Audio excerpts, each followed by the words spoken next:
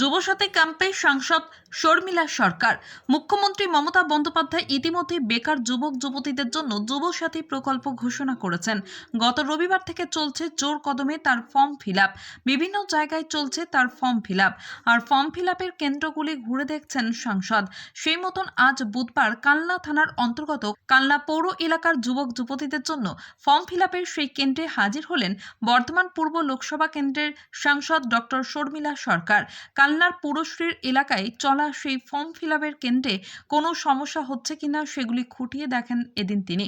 আগত যুবক যুবতীদের হাতে গোলাপ ফুল দিয়ে শুভেচ্ছা বিনিময় করেন। এরপর সংবাদ মাধ্যমের মুখোমুখি হয়ে এদিন বুধবার দুপুরে তিনি বলেন, ছেলে মেয়েদের এটির প্রয়োজন ছিল, মুখ্যমন্ত্রী তাদের প্রয়োজন মিটিয়েছে। যারা পড়াশোনা করছে, বিভিন্ন চাকরির পরীক্ষায় ফর্ম ফিল আপ এবং তা করতে গিয়ে ট্রেনে বাসের যাত্রার যে খরচ, সেই খরচ অনেকটাই। এই টাকা পেলে তা থেকে হেল্প হবে বলেও এদিন বুধবার জানান তিনি। কমল বড়ার রিপোর্ট, MBS নিউজ। আচ্ছা, তো বাচ্চা মেয়ে কত পড়াশোনা করেছে? উচ্চ মাধ্যমিক, গ্রাজুয়েশন করনি? কেন বিয়ে হয়ে গেছে? কত বয়সে? 18 কমে?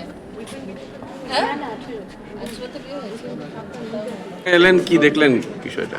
আজকে তো দেখলাম প্রচুর লোকজন আসছে, বাচ্চা ছেলে মেয়ে যারা রয়েছে তারা আমাদের এই প্রকল্পের সুবিধা নেওয়ার জন্য আসছে। সেটা সত্যি আমরা স্বাগত জানাই, কারণ আমরা অনেকেই অনেক কথা বলবে, কিন্তু এই 1,500 টাকাও যদি হাত খরচ পায়, সেটা দিয়ে সামনে তারা কি করতে চলেছে, চাকরির জন্য যদি তারা ফর্ম ফিল আপ করতে যায়, কোথাও দূরে যাচ্ছে, হয়তো তার ট্রেন ভাড়া, বাস ভাড়া থেকে শুরু করে হাত খরচা, সেইগুলো সব কিছুতে কাজে লাগবে। এবং যতদিন না পর্যন্ত একটা কোনো কিছু ঠিকঠাক করে কাজ করতে পারছে, আমার মনে হয় এইরকম টাইপের প্রকল্প যদি প্রত্যেকটা বাচ্চার কাছে পৌঁছে যায়, তাহলে সত্যি এটা খুবই মানে একটা ভালো উদ্যোগ। এবং আমরা এর জন্য মুখ্যমন্ত্রী মমতা বন্দ্যোপাধ্যায়ের কাছে কৃতজ্ঞ, কারণ এই সমাজের এই শ্রেণীটার খুব দরকার ছিল।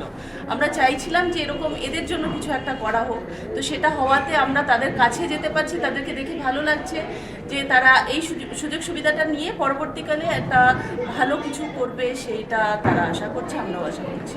আর এখান থেকে কোথায় যাবেন এখন? এখান থেকে মেমারিতে যাব।